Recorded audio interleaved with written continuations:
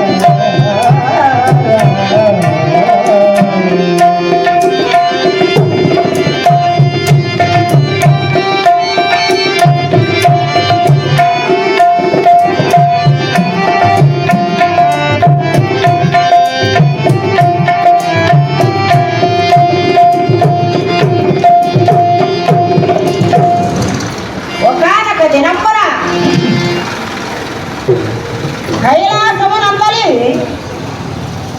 పరమేశ్వరుడు కొలువు తీరి ఉన్నాడు. అటువంటి సందర్భాన ప్రమద గణములు నంది, శృంగి, భృంగి అందరూ కూడా కలిసి ఆ సదాశివుని ఓం నమ శివాయ అనేటటువంటి పంచాక్షరి మంత్రాన్ని వడలో మరచి ఓపికతో జపసాధన చేస్తున్నారు. ఎలా ఓం నమ శివాయ, ఓం నమ శివాయ, ఓం నమ శివాయ,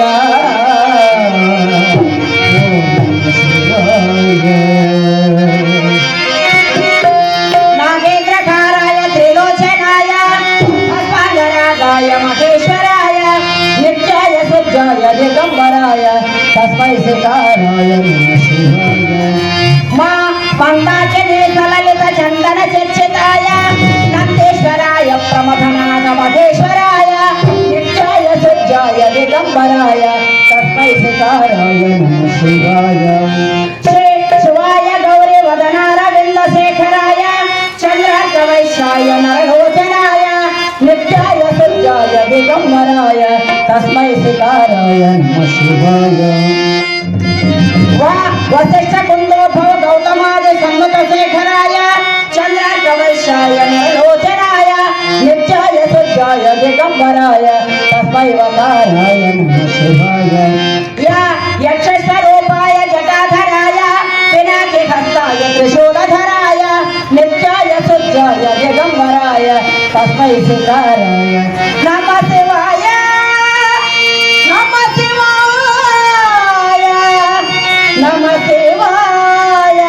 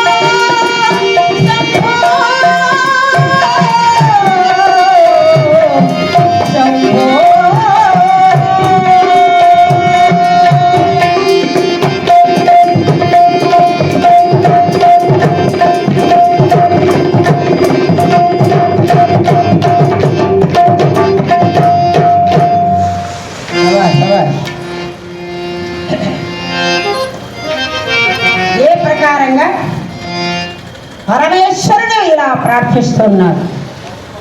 అలా ప్రార్థిస్తూ ఉండేటటువంటి సందర్భాన నందీశ్వరుడు స్వామిని పలకరించాడు. స్వామి, ఎన్నాళ్ళకి ఇక మా తల్లి వస్తుంది? దక్ష ప్రజాపతి కుమార్తెగా జనించి అంతమైంది, ఇక ఏ అవతారంలో ఉన్నది మా అమ్మ అన్నాడు. నంది, మీ అమ్మ తప్పకుండా వస్తుందయ్యా, మీ అమ్మ ఆశీర్వాదం తప్పకుండా కలుగుతుంది. అదే అమ్మ ఎక్కడ ఉన్నా అమ్మ మనసు ఆత్మ అనేటటువంటి బిడ్డలపైనే ఉంటుంది, కానీ అమ్మను మాత్రం ఎప్పుడూ మరచిపోకూడదు. ఆ ప్రకారంగా కైలాసములో ఈ కథ ఇలా ఉండగా భూలోకములో ఓసవి ప్రస్థపురం అనేటటువంటి రాజ్యం ఉన్నది. ఆ రాజ్యాన్ని రాజధానిగా చేసుకొని పరిపాలిస్తున్నాడు పర్వతరాజు అనేటటువంటి హిమవంతుడు. ఆ హిమవంతునకు మేనక అనేటటువంటి భార్యారత్నం. ఆమె సుగుణవతి, శీలవతి, అనుకూలవతి అయినటువంటి ఆ ఇల్లాలు. ఆమె గుణాలు ఎటువంటివన్నా అతని ఇల్లాలు పరమదయామురాలు,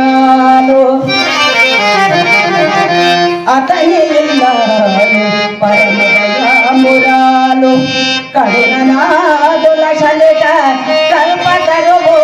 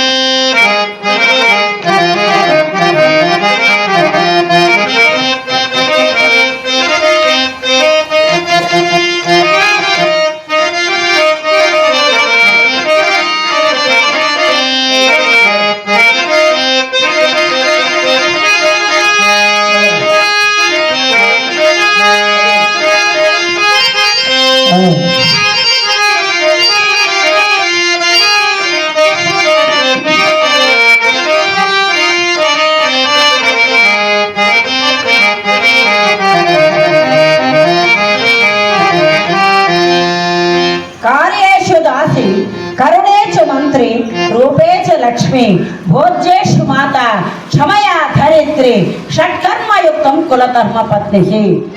కార్యేషు దాసి అంటే భర్త ఏదైనా పనులు చేస్తూ ఉండినా వారికి దాసిలాగా పనిచేసి ఉంచాలి, అది కార్యేషు దాసి.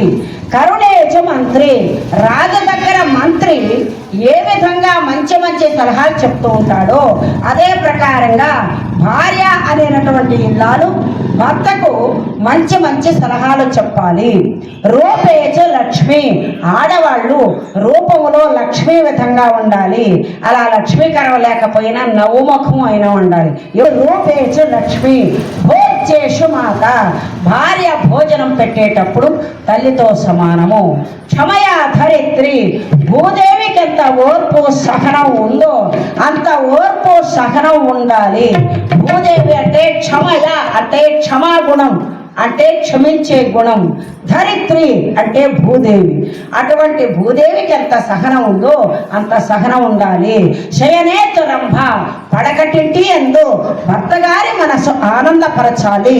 షట్కర్మయుక్తం కులధర్మ పత్ని, ఇటువంటి 6 గుణాలతో విరాజిల్లతో ఉండేటటువంటి ఆ మేనకాదేవి సుగుణ సంపన్నత మనమేమని చెప్పుకోవచ్చు. ఆలయాన వెళ్ళసిన ఆ దేవుని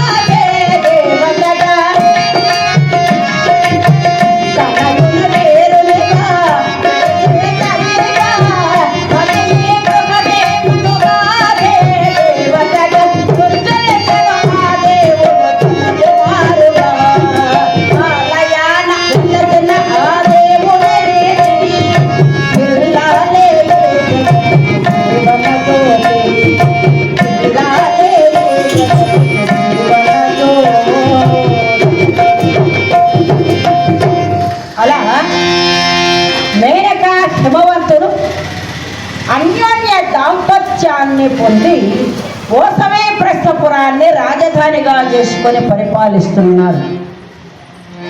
కానీ అటువంటి వారికి అపుత్రస్య గతిం నాస్తి అన్న రీతిగా సంతానము లేక బాధపడుతూ ఉన్నారు. అనునిత్యము జగన్మాత అయినటువంటి ఆ ఆది గర్భేశ్వరి కాత్యాయని అనునిత్యం ప్రార్థిస్తూ ఉండేటటువంటి వారు. అమ్మ జగన్మాత జగజ్జనని అష్టౌశల్య భోగ భాగ్యాలున్నా కూడా సంతానము లేక బాధపడుతున్నాం. మా గోడు నువ్వు వినలేదా తల్లి? మా బాధను నువ్వు కనలేవా అమ్మా?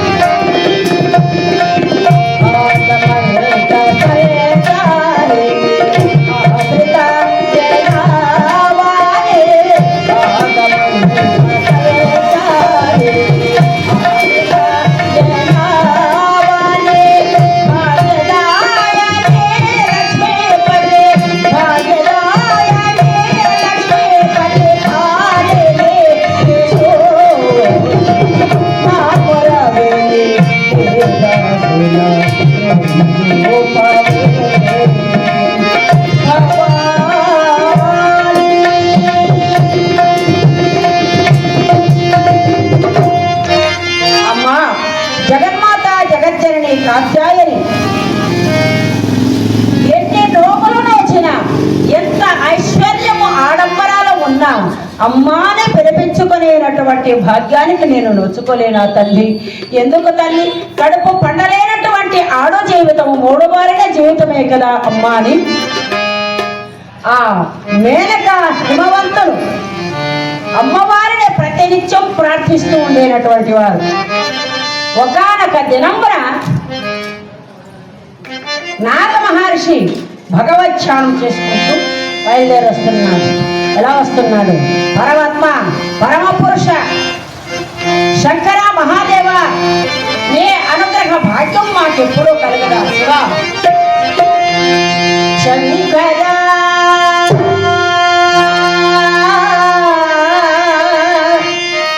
నాద శరీర పరా వేద విహార జీవేశ్వర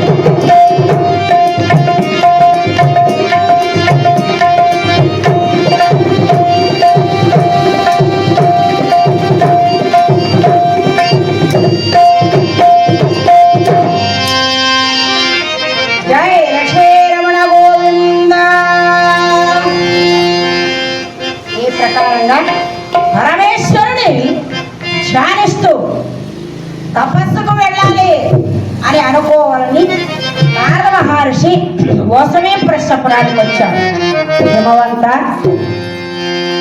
స్వామి మునేంద్ర రక్షమాం రక్ష, మీ అనుగ్రహ భాగ్యంతో మాకు జీవితమే ధన్యమైంది స్వామి, కూర్చోండి స్వామి అని నారద మహర్షిని హిమవంతుడు సగౌరవంగా గౌరవించి అర్ఘ్యపాద్యాది ఫల పుష్పాదులను అందించి వారికి సకల మర్యాదలు గావించి షోడోపచారములు చేశాడు. ఎవరు? హిమవంతుడు. నారద మహర్షి చాలా సంతోషపడ్డాడు. హిమవంత, నీ భాగ్యం పండిందయ్యా, అందుకే మాలాంటి తపశ్రేష్ఠులను పూజించిన ధ్యానించిన తప్పక భగవత్ సంకల్పం నీకు కలుగుతుంది. అందుకే కదా స్వామి మీ అనుగ్రహ భాగ్యం నాకు ఎల్లప్పుడూ ఉండాలని తాపసులను సత్పురుషులను సేవలు చేస్తూ సందర్శిస్తూ ఉన్నాను.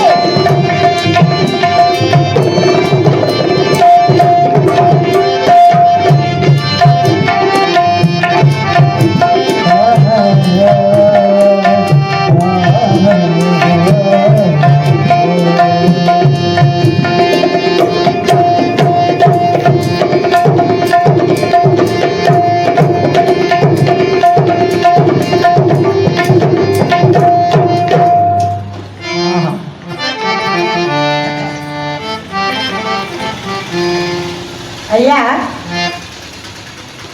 హిమవంత, నీ చాలా ఆనందంగా ఉందయ్యా. స్వామి, నేను ఇచ్చేనటువంటి ఆతిథ్యాన్ని మీరు స్వీకరించి నన్ను ధన్యుని చేయాలి. మీ ఇంట్లో అమ్మాయి కానీ అబ్బాయి కానీ, అంటే మీ కుమార్తె కానీ మీ కుమారుడు కానీ ఎవరైనా ఉంటే వాళ్ళ చేతి మీదుగా నాకు తాంబూలాన్ని అందించు అన్న. అలా అంటే స్వామి, సంతానం లేక బాధపడుతూ ఉన్నటువంటి సంగతి మీకు తెలిసి కూడా ఇలా బాధిస్తున్నారా స్వామి? ఇది మీకు న్యాయమైన అష్టైశ్వర్య భోగభాగ్యాలున్నా కూడా త్రిలోదకాలు వదలి ఆత్మ శాంతింప చేయగలిగినటువంటి వంశోద్ధారకులే లేనప్పుడు ఆ సిరి సంపదలంతా ఎందుకు స్వామి అన్నాడు. హిమవంత, నీ సంగతి నాకు తెలుసయ్యా. జగన్మాత అయినటువంటి ఆది గర్భేశ్వరి తప్పకుండా నీకు బిడ్డగా జనిస్తుంది. ఆ సుగుణాలన్నీ నీ ముఖంలో స్పష్టంగా తెలుస్తున్నాయి. అయితే నువ్వు ఒక పని చేయాలి అన్నాడు. ఏం చేయమంటారు స్వామి? భగవంతుడికి నా ప్రాణాన్ని అర్పించమంటారా? వద్దు వద్దు వద్దు, అంత సాహసం వద్దు. నీవు హిమాలయ పర్వతాలకు వెళ్ళి ఘోరంగా తపస్సు చేయాలి అమ్మనుకోవచ్చు. అప్పుడే ఆ జగన్మాత నీకు కరుణించి కటాక్షిస్తుంది అన్నారు స్వామి. ఇటువంటి చల్లని మాట మీరు నాకు చెప్పారు కాబట్టి ఆలస్యం చేయకుండా బయలుదేరుతాను స్వామి. నీవు మాత్రమే తపస్సు చేయాలి అన్నాడు. అలాగే స్వామి అని తన భార్య అయినటువంటి మేనకాదేవికి, భార్య రత్నమా, నేను తపస్సు చేయడానికి వెళుతున్నాను కనుక నీవు జాగ్రత్తగా అంతఃపురంలో ఉండు అని చెప్పి హిమవంతుడు ఆ జగన్మాతను ప్రార్థిస్తూ బయలుదేరినాడు. ఏ విధంగా ఆ అమ్మను ప్రార్థిస్తూ ఉన్నాడు? విధంగా శివ శివ శివ అనరాగా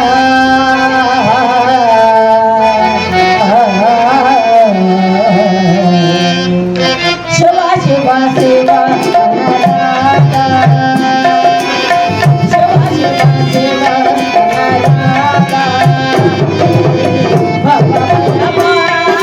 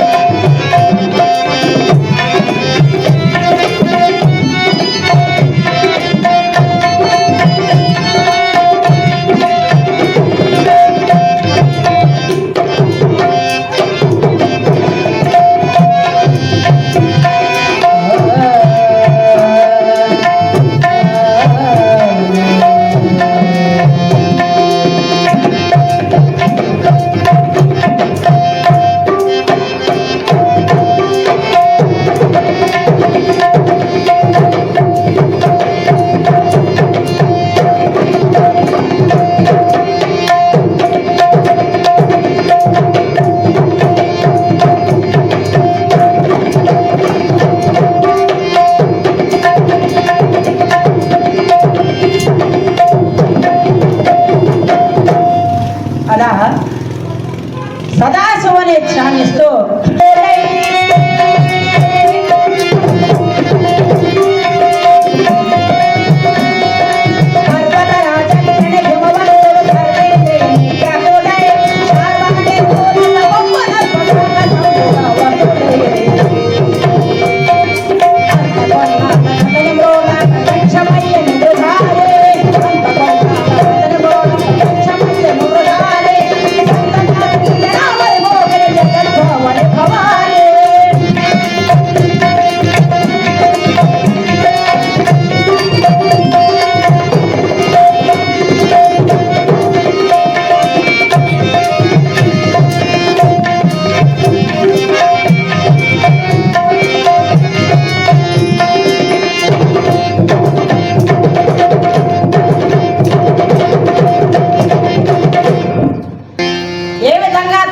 చేస్తున్నాడు హిమవంతుడు అంటే కొన్నాళ్ళు అలాప్పుడు నీళ్లు తీసుకొని కొంతకాలం తపస్సు చేశాడు. కొంతకాలానికి ఆ నీళ్లు పండ్లు కూడా వదిలివేసి గాలిని మాత్రమే ఆహారంగా తీసుకొని తపస్సు చేశాడు. మరి కొన్నాళ్ళకు గాలిని కూడా విసర్జించి కఠినమైన దీక్షతో తపస్సు చేశాడు హిమవంతుడు. అలా ఘోరంగా తపస్సు చేస్తే ఆ తపస్సుకు మెచ్చుకొని జగన్మాత అయినటువంటి ఆది గర్భేశ్వరి అగ్నిమారమ్మ తల్లి కాత్యాయని ఓంకార స్వరూపిణి భద్రకాళి చెల్లి చామండి శివశక్తి స్వరూపిణి అయిన ఆ కాత్యాయని దేవి సాక్షాత్కరించే సాక్షాత్కరించే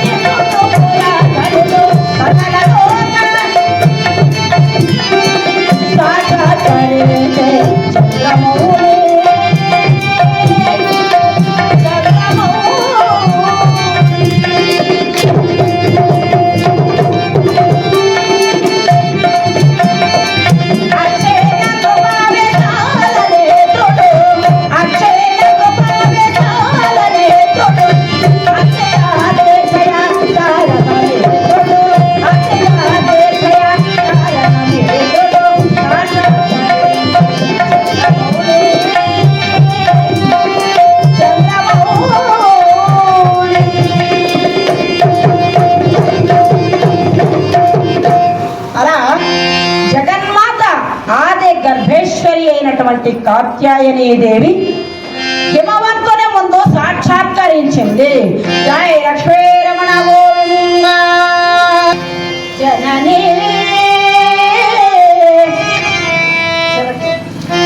జననీ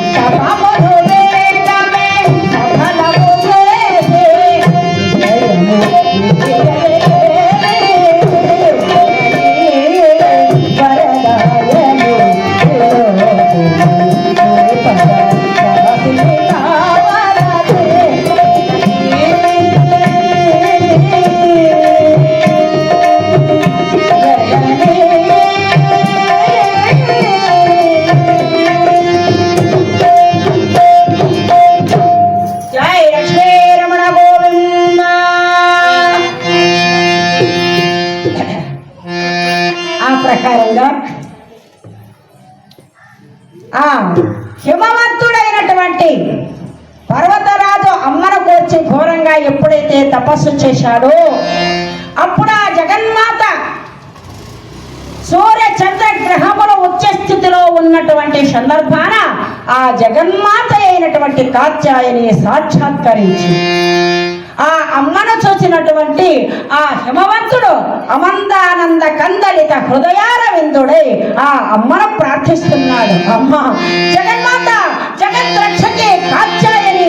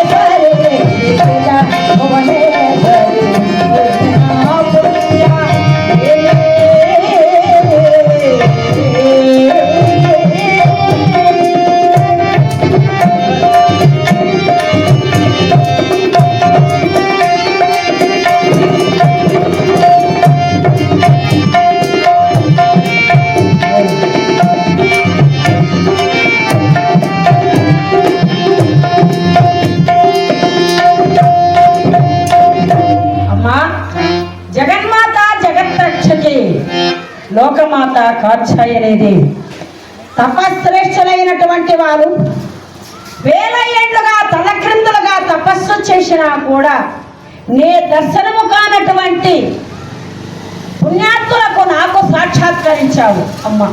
నా జీవితము ధన్యమైంది తల్లి, నన్ను కటాక్షించు తల్లి అని ప్రార్థించినాను. ఆ హిమవంతుని ప్రార్థనకు సంతోషం పొందినటువంటి మా అమ్మ జగన్మాత ఆనంద భరితురాలయ్యింది. వత్స హిమవంత, నీకేం కావాలో కోరుకోనాయన అన్నాను.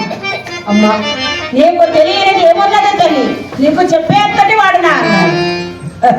అర్థమైంది నాయన, నీ ఇంట కుమార్తెగా జయించి నీకు నిత్యానందం కలిగిస్తాను తథాస్తు అని ఆశీర్వదించి అమ్మ అంతర్ధానమైపోయింది. జై లక్ష్మీ రమణ గోవింద. ఎప్పుడైతే అలా అమ్మ అంతర్ధానమైపోయిందో అటు పిమ్మట వరం పొందినటువంటి ఆ హిమవంతుని భాగ్యము చెప్పడానికే సాధ్యం కాదు. ఎంత భాగ్యము మా పాలకలిగే, భాగ్యము మా పాలకలిగే, భాగ్యము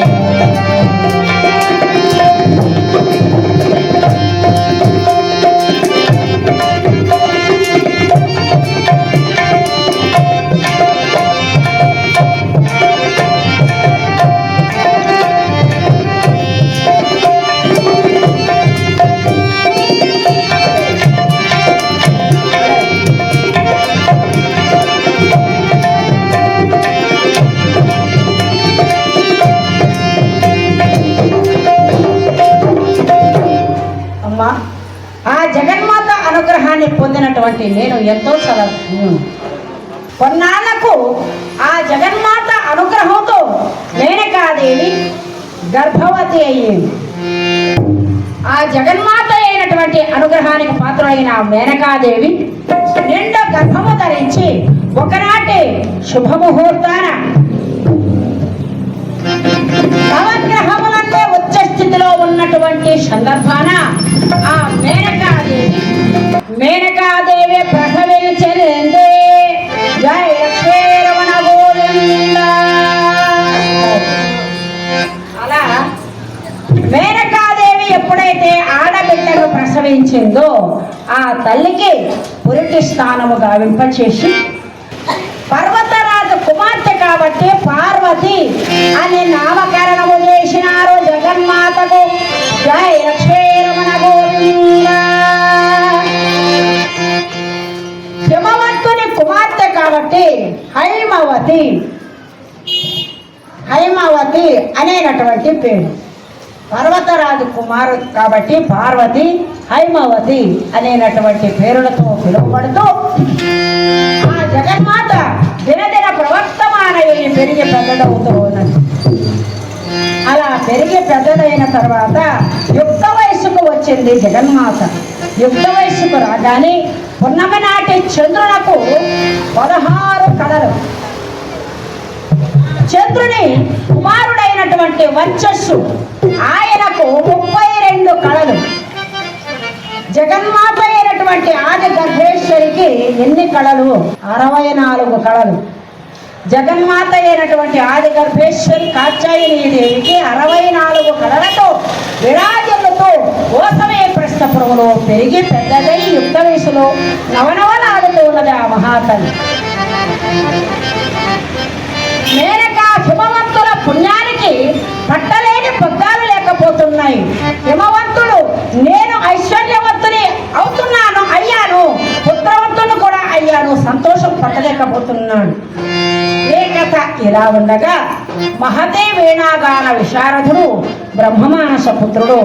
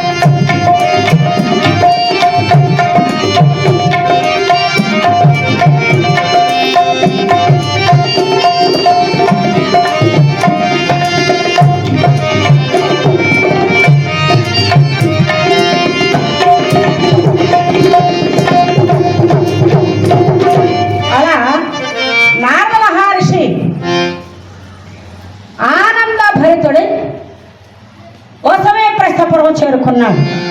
అలా ఓసమే ప్రస్థపురం చేరుకున్న తర్వాత హిమవంతుడు మహదానంద కందలిత హృదయార వెల్లురుడు ఆ సింహాసనం పైన కూర్చోబెట్టి నారద మునీంద్ర నీ అనుగ్రహ భాగ్యముతో నాకు ఆ జగన్మాత అనుగ్రహంతో నాకు కుమార్తె జనించింది. విన్నానయ్యా, విన్నాను, సంతోషించాను, ఆనందపడ్డాను. హిమవంత, నీవు అనుకున్నంత ఎంత పుణ్యము చేశావయ్యా పూర్వజన్మలో. నేను లేకుండా పోతే జగన్మాత అయినటువంటి ఆది గర్భేశ్వరి కాత్యాయని దేవి నీకు బిడ్డగా జనిస్తుందా? హిమవంత, ఎంత ధనలోడవో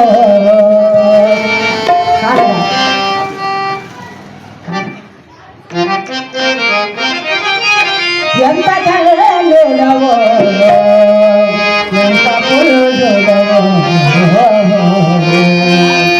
ఎంత ధనలోడవో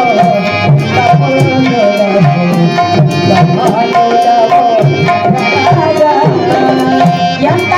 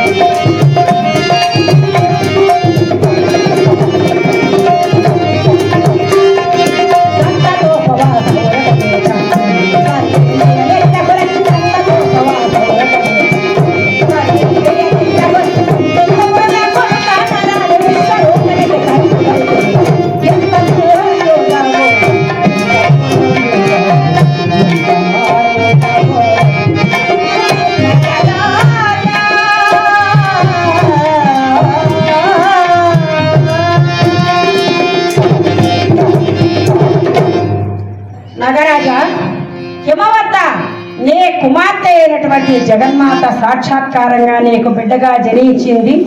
ఎంత పుణ్యం, ఎంత ధన్యం, ఎన్ని నోములు నోచావయ్యా నువ్వు. నీ భాగ్యం చెప్పడానికి సాధ్యం కాకుండా ఉంది.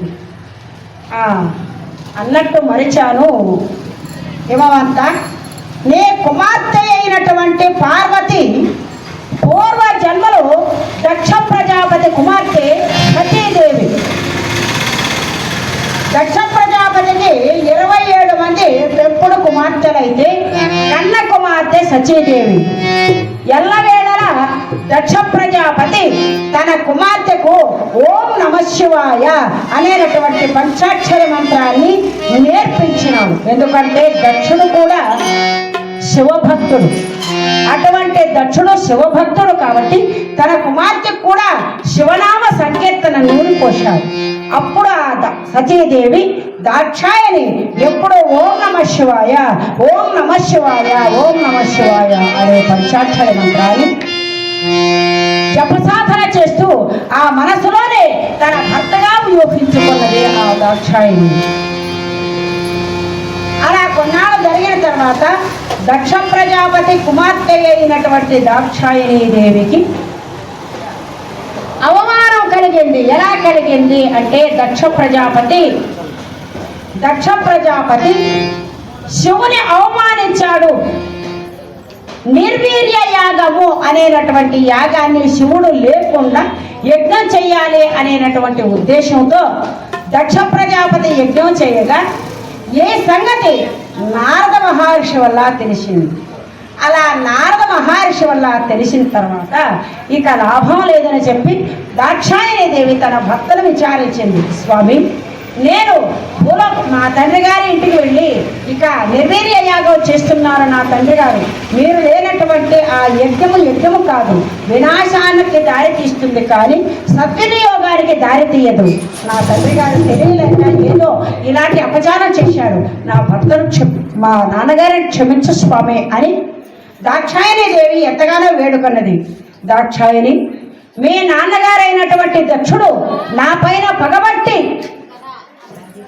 యజ్ఞానికి రానియకుండా ఆహ్వానం లేకుండా నన్ను అవమానించాలని ఈ ప్రకారంగా చేస్తున్నాడు. ఏమండి, మనం కూడా వెళదామండి అన్నట్టు.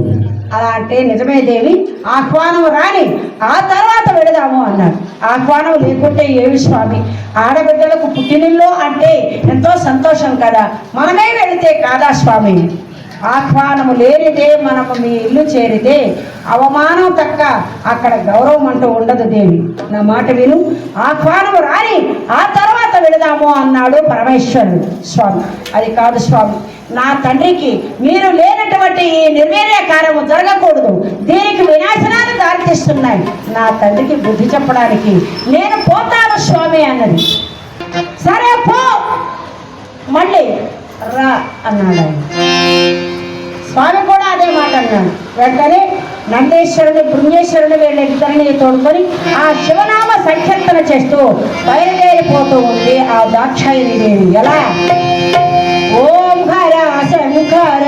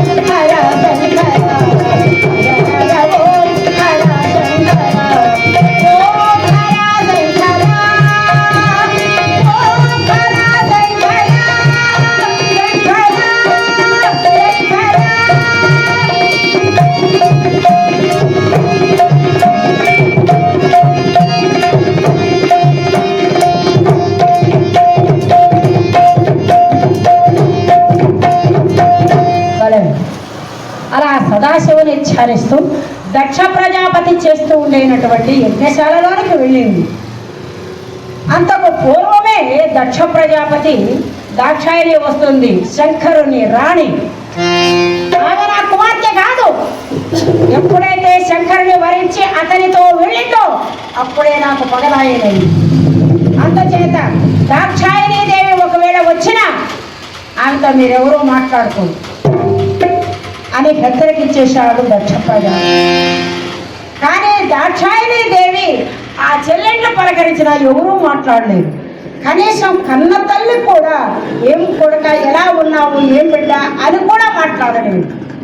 అందులో ఆవేదన పడింది దాక్షాయణీ దేవి. అయ్యో, నా భర్త వద్దు వద్దు అన్నా కూడా నా భర్త మాటను ధిక్కరించి నేను ఇక్కడికి వచ్చినందుకు నాకు తగిన శాస్త్రే జరుగుతూ ఉంది. కానీ ఈ నిర్వీర్య యాగాన్ని ఎలాగైనా ఆపు చేయాలి అని అక్కడ నందీశ్వరుడు బృందేశ్వరుడు, అమ్మ ఇప్పటికే జరిగినటువంటి అవమానం చాలు తల్లి. నీ తోడబుట్టినటువంటి చెల్లెంట్లో మాట్లాడలేదు, కనీసం నీ కన్న తల్లి కూడా ఏ అవమానికడు పలకరించలేదు. కానీ ఇటువంటి అవమానాలు భరించేదానికంటే మనం కైలాసానికి వెళ్ళిపోదాం రామ్మ అన్నాడు. నంది నీకు తెలియదు ఉండు అని సరాసరి యజ్ఞశాలకు వెళ్ళి, నాన్న ఏ నెరవేరి యాగాన్ని ఆపచేయి, లేకుండా పోతే దీని వలన నీకు చాలా నష్టం కలుగుతుంది. పరమేశ్వరుడు లేనటువంటి యజ్ఞ యాగాది హోమ క్రతువులు కూడా ఎవరు చేయలేదు, చేయరు కూడా, చేయకూడదు. ఓహో శంకర పత్ని, నువ్వు నాకు బుద్ధి చెప్పడానికి వచ్చావా? ఇక్కడి నుంచే తొలగిపో. ఏనాడైతే ఆ శంకరుని వెంట నువ్వు వెళ్ళిపోయావు ఆనాడే నువ్వు కూడా నాకు పగలానివైనావు. ఒకవేళ నిన్ను ఆహ్వానించలేదు, నిన్న పిలవని పేరడడానికి నువ్వు వచ్చావు. సరే ఏదో వచ్చావు కదా, చూసి వెళ్ళిపో, అంతేకాని నీ ధర్మ పన్నాలు ఇక్కడ చెప్పనక్కర్లేదు, వెళ్ళిపో అన్నాడు. నాన్న నీ హితం కోరి నేను వచ్చాను, నా మాట విను, ఈ యాగమును నిలిపివేయి అని ఎంత ప్రార్థించినా వినిపించుకోరు. దాక్షాయణీ దేవిని నెట్టివేశారు. అప్పుడు దాక్షాయణీ దేవికి తల తగిలి రక్తం కారుతూ ఉంది. అటువంటి రక్తాన్ని పట్టుకొని దాక్షాయణీ దేవి కోపం వచ్చింది. ఓరి పాపత్తుడా, నీ కుమార్తె అయినటువంటి నేను క్షేమం కోరి నీ హితం కోరి నేను నీ హితమాటలు చెప్పితే నన్నే మడబెట్టి గట్టిస్తావా? ఇదే నా ఆవేదన, నా శాపముతో ఈ యజ్ఞశాల అంతా కూడా నాశనమైపోవాలి, నే తల ఎగిరిపోవాలి అని పరమేశ్వర, నిన్ను కాదని నేను ఇక్కడికి వచ్చినందుకు నాకు తగిన శాస్తి జరిగింది స్వామి. అవమాన భరితురాలైనటువంటి ఈ శరీరంతో నిన్ను చేరలేను స్వామి, మరో జన్మలో నీకు భార్యగా జనిస్తాను అని చెప్పి ఆ దాక్షాయణీ దేవి ఎడమకాలి బొటన వేలు రాసుకొని అగ్ని కల్పించుకొని ఆ దాక్షాయణీ దేవి అగ్నిగుండములో భస్మమైపోయింది.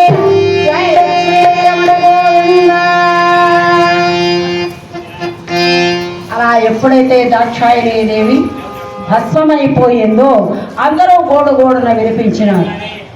అటు పిమ్మట నీ కుమార్తెగా పార్వతీ దేవిగా ఇక్కడ ఉద్భవించింది. ఆనాటి దాక్షాయణీ దేవి, ఈనాటి పార్వతి హిమవంతుని కుమార్తె. అందరూ కూడా బాధపడ్డారు. వెంటనే ఈ వార్త సదాశివునికి తెలిసింది. సదాశివునికి తెలియగానే సదాశివుడు ప్రళయ రుద్రుడై